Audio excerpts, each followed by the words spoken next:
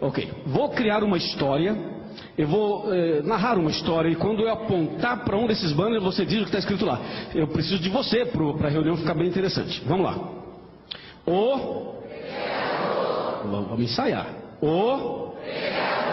Vai a pregarou, que fala de, que morreu e deu a sua, para nos salvar do, que é a transgressão da pecado, é a transgressão da lei?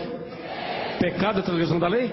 É. 1 João 3,4, que está escrito isso, Romanos 7,7, Romanos 4,15, falam que pecado é transgressão da lei. Mais uma vez, para ficar bem interessante, vai lá. O que dizem por aí? Dizem assim, pastor, nós somos salvos pela graça, mas a lei foi abolida. É o que dizem por aí. Vamos ver se o que dizem por aí faz sentido ou não. Imagine você que a lei acabou. Imagine você que na cruz Cristo aboliu a lei. Imagine você que essa ideia que se prega por aí fosse verdadeira. Imagine você que essa ideia fosse verdadeira, que a lei realmente tivesse sido abolida. Não foi. Mas vamos imaginar isso. E vamos tirar a lei. Você que está com a lei, pode sair. Vamos tirar a lei. A lei foi abolida, segundo dizem por aí. Vamos tirar a lei. Veja o que acontece agora. Vamos voltar para cá. Me ajudem. Não cansem. Vai a pregarou, que fala de, que morreu e deu a sua, para nos salvar do, que é a transgressão da, que lei? Que lei? Não tem lei, a lei foi abolida, não foi abolida?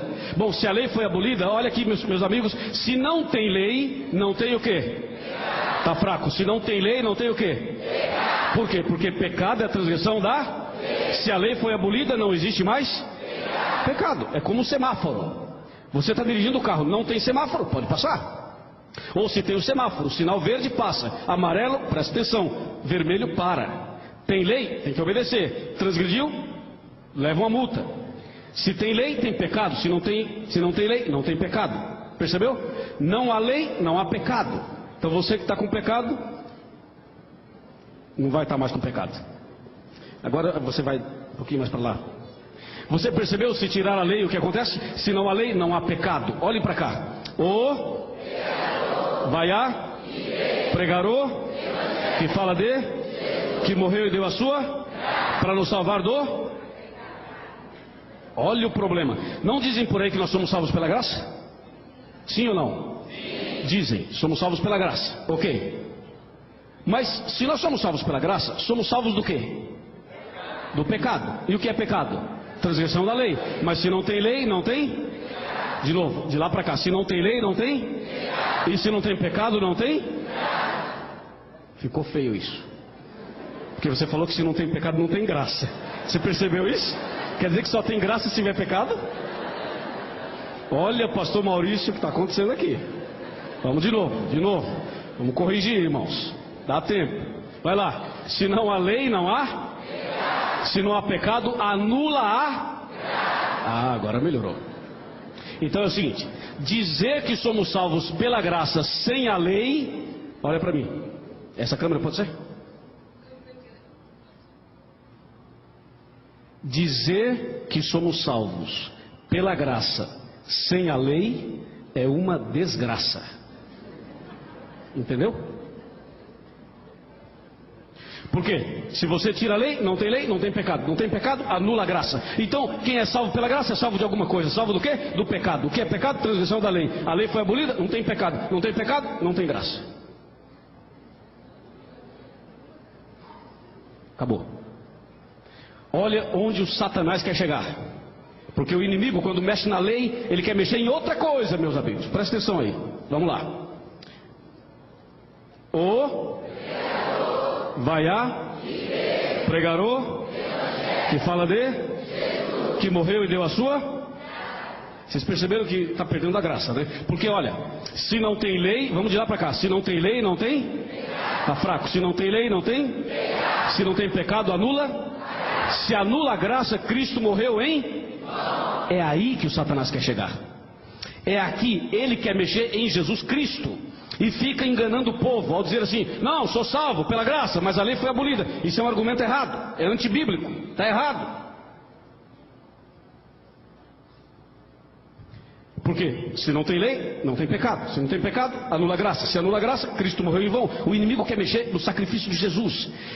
A ira dele é contra Jesus. Você sabe disso. O grande conflito entre o bem e o mal é justamente a ira do inimigo contra Jesus. Mas para atingir diretamente Jesus, ele mexe na lei, porque mexeu na lei lá, mexeu na questão do pecado, e mexeu na questão da graça, e mexe na questão de Jesus. Está ficando claro ou não? Infelizmente, o nome mais bonito, que é Jesus, vai sair para continuarmos o estudo. Vamos lá, meus irmãos. Vocês desanimaram? Vai a pregarô que fala de? Está perdendo o sentido, não está? Veja só, de novo, de lá para cá. Se não há lei, não há. Se não há pecado, anula. Se anula a graça, Cristo morreu em? Se Cristo morreu em vão, para quê? Não precisa de evangelho, não precisa de Bíblia. Pode ir para a igreja sem Bíblia. Não precisa de Bíblia. Para que Bíblia?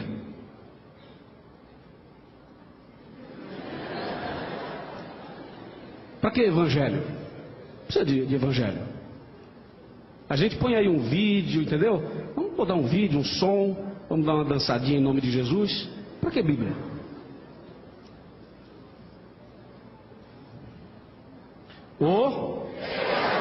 Vai a fazer o quê? Explorar a fé das pessoas? Ficar pedindo dinheiro para o povo o tempo todo? É isso?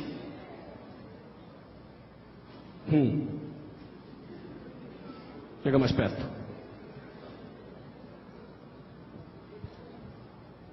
Isso é bíblico. E isso é sério. Tem muitos pregadores que prestarão contas a Deus, porque tem uma igreja em mãos e não ensinam a verdade para as pessoas. Ficam com outras intenções, têm outros objetivos. Isso é gravíssimo. Presta atenção. E se você está entendendo essa mensagem, deixa Cristo entrar no teu coração. Amém? Vamos continuar. Vai a fazer o quê? Para que igreja? Não precisa de igreja? Ah, não, fica em casa mesmo, entendeu? Não precisa de igreja. Não há necessidade de igreja. Onde é que está a base? Mexeram na lei.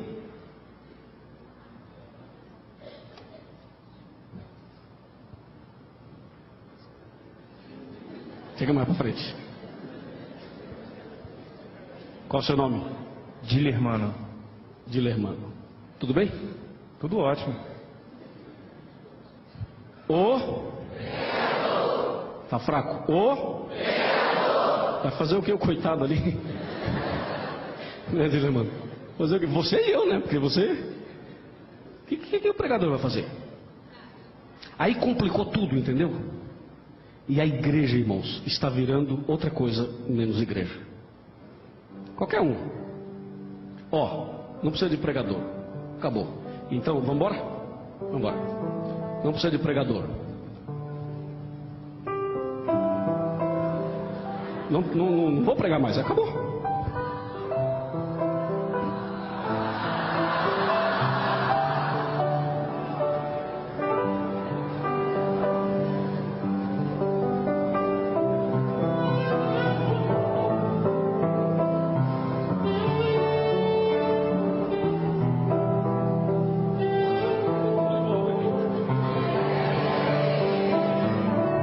Sabe por que eu voltei? Porque nesta igreja nós cremos que a salvação é pela graça, mediante a fé. E isso não vem de vós, isso é dom de Deus.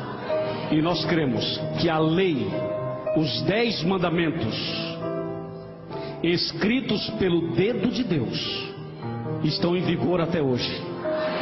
Mas o caminho para o céu é estreito, não é largo. O caminho que leva para o reino de Deus é estreito. Você sabe disso. Não é um caminho largo.